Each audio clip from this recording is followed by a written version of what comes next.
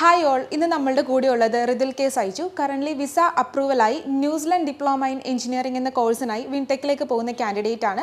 So കൂടുതൽ details നമുക്ക് റിതിലിനോട് ചോദിക്കാം. Hi, congratulations for your visa approval. So ഈ ഒരു ടൈമിൽ എന്താണ് പറയാനുള്ളത്? വിസ അപ്രൂവൽ ആയ ടൈമിൽ ഫാമിലിയുടെ സൈഡിൽ നിന്നുള്ള റിയാക്ഷൻ എല്ലാം എങ്ങനെയായിരുന്നു? ഹാപ്പിയാണ്, അമ്മയും ഹാപ്പിയാണ്. ഓക്കെ, സോ എങ്ങനെയാണ് ഈ ഒരു കോഴ്സ് ചൂസ് ചെയ്തത്? അതുപോലെ തന്നെ ന്യൂസിലൻഡ് എന്നുള്ള ഒരു കൺട്രിയും ചൂസ് ചെയ്തത് എങ്ങനെയാണ്? ഞാൻ ഓൾറെഡി ന്യൂസിലാൻഡിനോട് ഒരു അട്രാക്ഷൻ ഉണ്ടായിരുന്നു, ലൈക്ക് നല്ല രാജ്യമാണ്.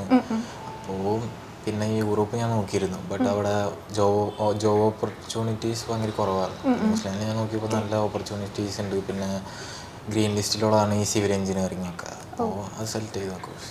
ഓക്കെ, അപ്പോൾ നമ്മൾ എങ്ങനെയാണ് ഡെറിക് ജോൺസനെ പറ്റി അറിഞ്ഞത്?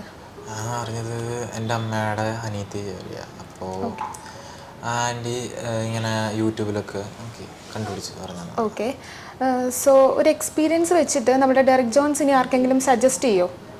സജസ്റ്റ് ചെയ്യാം, കാരണം നല്ല ഫീഡ്ബാക്ക് ഒക്കെ തന്നെ, നല്ല ഹെൽപ്ഫുള്ളായിരുന്നു. ഓക്കെ, ഇപ്പോൾ ഫസ്റ്റ് മുതൽ ഈ ലാസ്റ്റ് വരെ ഓരോ ഡിപ്പാർട്ട്മെൻറ്റ്സ് കവർ ചെയ്ത് പോയിട്ടുണ്ടാവും. സോ നമ്മുടെ സ്റ്റാഫ്സിൻ്റെ സൈഡിൽ നിന്നുള്ള ഇതെങ്ങനെയായിരുന്നു? നല്ലതായിരുന്നു. പ്രത്യേകിച്ച് വൈശാഖ് ചേട്ടനൊക്കെ നന്നായിട്ട് ഹെൽപ്പ് ചെയ്തു കാര്യങ്ങൾ ചെയ്യാൻ. ഓക്കെ, ഫൈനലി ഇപ്പോൾ ഒരു പ്രീ ഡിപ്പാച്ചർ സെക്ഷൻ കംപ്ലീറ്റ് ചെയ്തിട്ടുണ്ട്. അപ്പോൾ ഇനി മുന്നോട്ടുള്ള കാര്യങ്ങളെല്ലാം ക്ലിയർ അല്ലേ? സെക്ഷൻസ് എല്ലാം ഓക്കെ ആയിരുന്നില്ലേ? എല്ലാം ഓക്കെ ആയിരുന്നു. ഓക്കെ ആയിരുന്നു. അപ്പോൾ ഇനി എന്താണ് ഫ്യൂച്ചറിലേക്ക് എന്തെങ്കിലും ഒരു പ്ലാൻ ഉണ്ടോ, സ്പെഷ്യലായിട്ട് എന്തെങ്കിലും?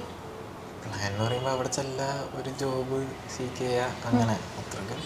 Okay, so once again best wishes.